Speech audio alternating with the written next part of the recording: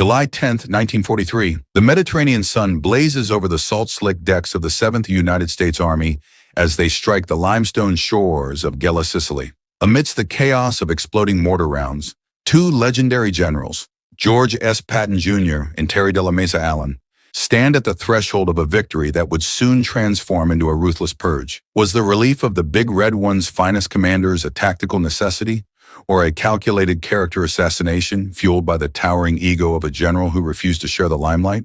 The humid air of Sicily in the summer of 1943 hung heavy with the scent of cordite and scorched earth, a physical manifestation of the friction grinding between the high command of the Allied forces. We find ourselves deep within the declassified records of the National Archives, examining the private war diaries and command correspondence that suggest the Battle of Troina was never the reason for the relief of Major General Terry Allen and Brigadier General Theodore Roosevelt Jr., but rather the final act in a premeditated drama. To understand the command crisis at Troina, one must look into the psychological architecture of the men involved. Major General Terry de la Mesa Allen, known to his men as Terrible Terry, was a soldier who had flunked out of West Point due to a stutter and a failure in ordnance, only to earn his commission through sheer grit and a brilliant, intuitive grasp of night tactics. Beside him stood Theodore Roosevelt Jr., the son of a president, a man who carried a cane due to World War I wounds and possessed a gamey, fearless charisma that made him immune to the terror of the front lines. These were men who led from the foxholes, not the chateaus. Contrasting this duo was Lieutenant General George S. Patton Jr. Patton was a man of spit and polish, an aristocrat of war who believed that a soldier's worth was reflected in the shine of his boots and the snap of his salute. While Allen and Roosevelt lived in the mud with their infantrymen, often eschewing regulation uniforms for comfort and utility, Patton viewed such laxity as a terminal disease of discipline. The roots of this resentment were buried deep in the red soil of North Africa. During the Tunisian campaign, Allen's 1st Infantry Division had fought 2 German panzer divisions to a standstill at Algeta, forcing even the legendary Erwin Rommel to concede a tactical withdrawal. But success in battle did not grant Allen immunity from the West Point Club. General Omar Bradley, Allen's immediate superior in 2nd Corps, watched the 1st Division with a growing sense of puritanical horror, viewing their combat success as a shield for what he called perverse insubordination. Bradley's own memoirs, A Soldier's Story, reveal a man obsessed with the performative aspects of military life. He watched with disdain as Allen's men celebrated their victories in the city of Oran by liberating wine shops and brawling with military police. To Bradley, the 1st Division was a reflection of its commander. Effective, yes, but dangerous to the established order. This perspective was shared by Eisenhower's Chief of Staff, Walter Bedell Smith, who infamously claimed that Allen had ruined the division by making them believe they were above the rules because they were winners. As the race across Sicily intensified, the tactical friction reached a boiling point at the ancient mountaintop town of Troina. This medieval stronghold, anchored on a bluff ridge in the Caroni Mountains, was the key to the German Etna line. The defenders, the 15th Panzergrenadier Division under Eberhard Roth, had transformed the surrounding peaks into a fortress of direct and indirect fire. Patton, riding high on waves of publicity and desperate to beat the British General Bernard Montgomery de Messina, demanded the 1st Division break the stalemate at Troina. On July 31, 1943, the assault began with the 39th Infantry Regiment, a unit from the 9th Division that had been temporarily attached to Allen's command. When the initial attack faltered against the German MG-42s and 81mm mortars, Bradley immediately weaponized the failure, placing the blame squarely on Allen's shoulders, despite the fact that the unit involved was not even a permanent part of the Big Red One. The logistical reality of Troina was a nightmare of vertical terrain and depleted resources, where the 26th Infantry Regiment, tasked with outflanking the town by seizing Monte Basilio, found itself isolated and pounded by Axis artillery. While the men bled in the mountains, the high command was orchestrating a different kind of strike. Patton's private diary from July 31st, the very day the battle began, confirms that he had already secured Eisenhower's permission to relieve both Allen and Roosevelt. This declassified evidence proves beyond a shadow of doubt that the failure at Troina was a convenient pretext. The decision had been finalized while the guns were still warm, long before the outcome of the battle was determined. The interpersonal vendetta was fueled by the media. In April 1943, Time magazine had published a cover story on Patton where he made remarks Allen perceived as disparaging to the American infantry, calling them freshmen compared to his armored divisions. Allen, fiercely protective of his doughboys, sent Patton a scorching letter in response, a move that Patton never forgave. There was also the visceral incident at El Getter, where Patton, visiting Allen's command post, expressed his disgust for the protective slit trenches Allen had ordered dug. In a gesture of profound contempt, Patton reportedly urinated into one of the trenches while Allen was away.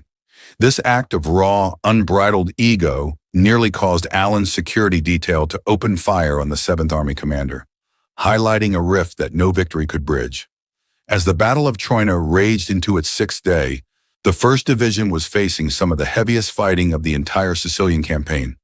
Every critical hill near the town was fought over, taken, and retaken. The American short advances were stopped cold by concentrated mortar fire from the 15th Panzergrenadiers. Yet Allen's men refused to yield. The tactical intelligence reports of the time, led by the division's G2, show a leadership grappling with an enemy that refused to follow the script of a tired rearguard. The Germans were committed to holding Troina to allow their main forces to evacuate toward Messina. Yet Bradley interpreted Allen's methodical approach as hesitation. He saw a commander who was too soft-hearted toward his men, a general who sinned by loving the division too much. This was the paradox of the American command in 1943. The very qualities that made Allen and Roosevelt beloved by the rank and file, their empathy and their presence at the front, were the very qualities that marked them for destruction by the high command. The 1st Division's performance at Troina was eventually a masterpiece of combined arms and night maneuvers, but the narrative had already been set in stone.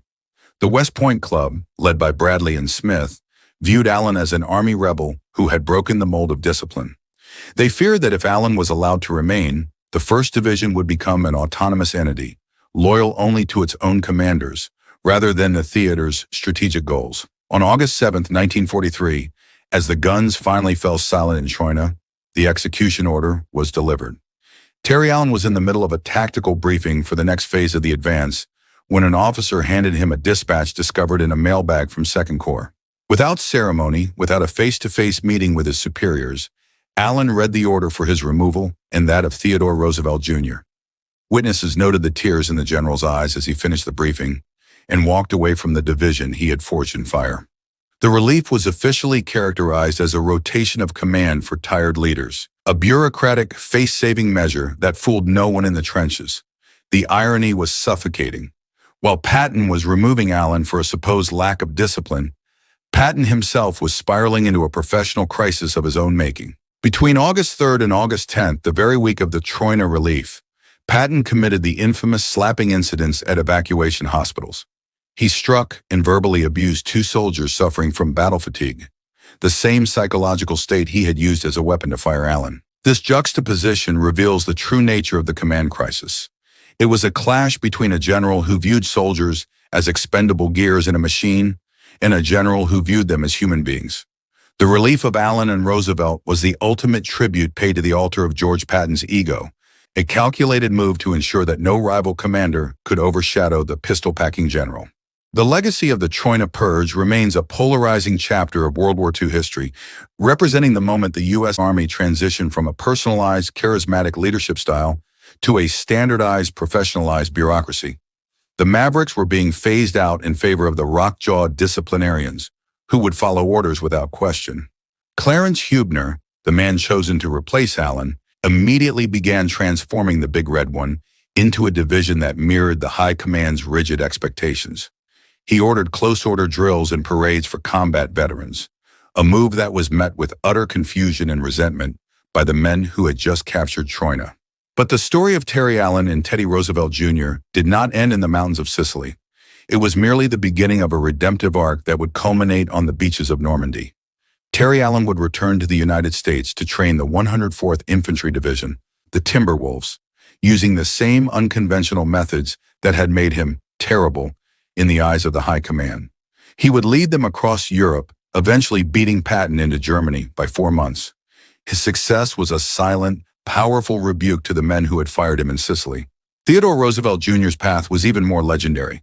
Assigned to a desk job in Italy, He begged Bradley for a combat role in the invasion of France, famously stating he would swim in with a howitzer on his back just to get out of the rear echelon. Bradley, perhaps feeling a measure of guilt, assigned him to the 4th Infantry Division. On June 6, 1944, Roosevelt would become the only general to land in the first wave on D-Day, walking calmly with his cane under heavy fire on Gela Beach and uttering the famous words, "We'll start the war from right here." The relief at Troina was a microcosm of the larger struggle for the soul of the American military. It was a battle between the West Point Club and the Army rebels, between those who valued the image of war and those who understood its bloody reality. As we look back through the declassified archives and the private memoirs of the men who were there, the command crisis at Troina stands as a stark reminder that in the high-stakes game of global conflict, the most dangerous enemies are often not the ones in the opposite trenches, but the ones sitting in the command tents behind you. The Battle of Troina was not merely a tactical obstacle, it was a crucible that tested the very definition of American military leadership. To understand the gravity of the decision to remove Terry Allen, we must look closer at the tactical nightmare his men faced in those final days. The town itself was a medieval fortress of stone, sitting 3,600 feet above sea level. Every approach was a death trap. The 15th Panzergrenadiers were not just fighting a delaying action. They were fighting with a fanatical precision that shocked the American Second Corps. The landscape was a jagged sea of limestone, where every ridge was a German observation post, and every valley was a pre-registered kill zone for Axis artillery. Within the Big Red One, the 26th Infantry Regiment's struggle for Monte Basilio became the epicenter of the drama. For 5 days they were cut off, their only lifeline being erratic airdrops that often landed in German hands. The men were living on half rations, their water bottles dry, fighting off wave after wave of German counterattacks. It was here that the true character of Allen's leadership was revealed, not in the parades he refused to hold, but in the tenacity of the men he had trained. They fought with a savage loyalty to terrible Terry, a loyalty that General Omar Bradley found deeply unsettling. To Bradley, this was not healthy military discipline. It was a cult of personality that threatened the chain of command. The declassified reports from the Second Corps G2 reveal a shocking lack of coordination between the higher echelons of command. While Allen was begging for more support, Patton and Bradley were already looking past Troina, focused on the race to Messina. They viewed Allen's request for caution as fatigue. The psychological labeling of Allen as very tired was a calculated move, a way to frame his relief as a medical necessity rather than a professional execution. This was the weaponization of combat stress, used not to help a commander, but to dispose of one. But the most damning evidence of the ego war comes from the timeline of the slapping incidents. On August 3, 1943, while the 26th Infantry was being decimated on Monte Basilio, Patton strolled into the 15th Evacuation Hospital. There he encountered Private Charles Cool, who was suffering from malaria and high fever, but showing no outward wounds. Patton, in a fit of uncontrollable rage, slapped the soldier and called him a yellow coward.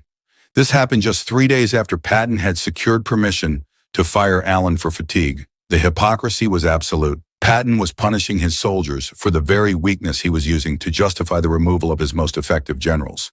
On August 10th, the irony deepened. Patton struck a second soldier, Private Paul Bennett, who was suffering from genuine shell shock. As Patton waved his pistol in the boy's face, screaming that he should be lined up against a wall and shot, the 1st Infantry Division was mourning the loss of their commanders. The High Command's double standard was clear. A general could assault his own troops and remain in command, but a general who loved his division too much had to be purged. This was the draconian discipline of the West Point orthodoxy, where the rules of appearance and protocol outweighed the fundamental humanity of the men in the line. Inside the German lines at Troina, the perspective was equally grim. The 15th Panzergrenadier Division, though battered, recognized the 1st Division as their most formidable opponent. German after-action reports noted the unconventional ferocity of the American night attacks, a hallmark of Terry Allen's tactical doctrine. The Germans were eventually forced to withdraw, not because Allen failed, but because he succeeded in breaking the Etna line. Yet when the town fell on August 6th, the victory was not credited to Allen's brilliance, but used as the finish line for his career. The relief order was issued the moment the tactical need for Allen was over. The transition from Terry Allen to Clarence Hubner was a shock to the system of the Big Red One. Hubner, a rock-jawed disciplinarian who had risen through the ranks as an enlisted man, brought a Prussian rigidity to the division. He viewed the 1st Division's maverick status as a stain on the Army's reputation. His first act was to order close-order drill and weapon inspections for men who had just survived the bloodiest battle of the campaign. The soldiers' reaction was one of bitter disbelief. "Hell's bells! We've been killing Germans for months and now they're teaching us how to shoot a rifle?" This was the professionalization of the Army, a metamorphosis that stripped the division of its soul to make it a more compliant tool for the high command. As we examine the declassified correspondence between Eisenhower and Marshall, we see the strategic underpinnings of the relief. Eisenhower was under immense pressure to harmonize the American command with the British. General Harold Alexander, the British commander of the 15th Army Group, had been vocal in his criticism of American laxity. By firing Allen and Roosevelt, the two most visible symbols of American unorthodoxy, Eisenhower was signaling to his allies that the U.S. Army was becoming professional. The relief was a political sacrifice, a way to appease the British and ensure a unified command for the upcoming invasion of France.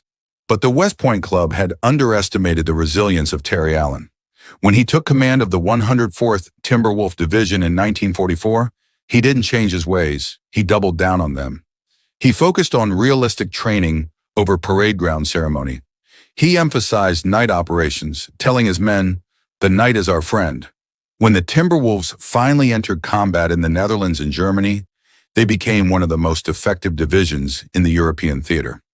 Allen's tactical vindication was complete when his division reached the heart of Germany ahead of Patton's Third Army, a fact that historians often point to as the ultimate proof that the relief in Sicily was a mistake. The story of Theodore Roosevelt Jr. at Gela Beach provides the final tragic resolution to the command crisis. On June 6, 1944, when the 4th Division landed in the wrong sector, it was Roosevelt's easy indifference to discipline that saved the day. He didn't wait for orders from the high command. He made a maverick's decision on the spot. "We'll start the war from right here." For this act of heroism, he was recommended for the Medal of Honor. He died of a heart attack in his tent just 5 weeks later, never knowing he had been selected to finally command his own division. Bradley, who had fired him for being too soft-hearted, later called Roosevelt's actions on Gela Beach the most heroic thing he had ever seen in war.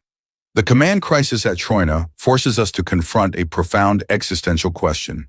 Is the perfect soldier a disciplined machine or a human being led by a maverick? The purge of the Big Red One's leadership was a victory for organizational structure, but a loss for the spirit of the American infantry. It showed that in the halls of high command, personal vendettas and the needs of diplomacy can outweigh the brilliance of battlefield execution. Patton's ego may have been the catalyst, but the systemic shift toward a West Point orthodoxy was the true architect of the relief. As we walk through the silent stone streets of modern-day Troina, the echoes of the 1943 struggle still linger. The Big Red One eventually regained its prestige, becoming the spearhead of the Omaha Beach landings. But it was a different division, one shaped by Hubner's discipline rather than Allen's charisma. The purge of Sicily was the end of an era, the moment the U.S. Army grew up and left its maverick roots behind.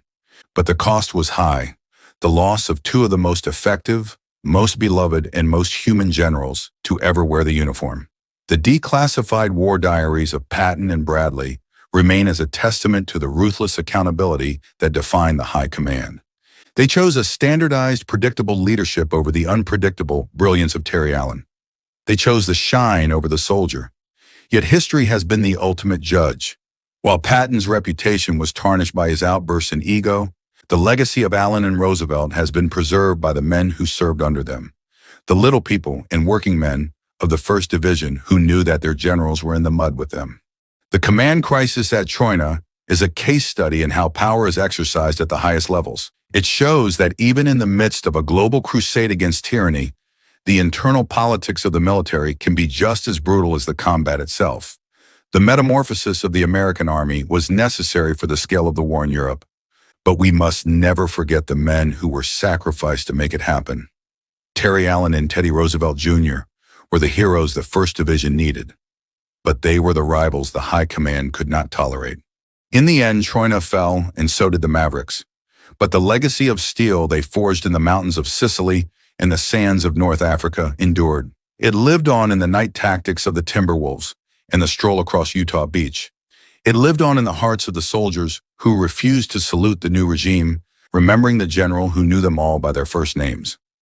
The question of whether Patton's ego or strategic necessity drove the relief may never be fully resolved, but the facts remain.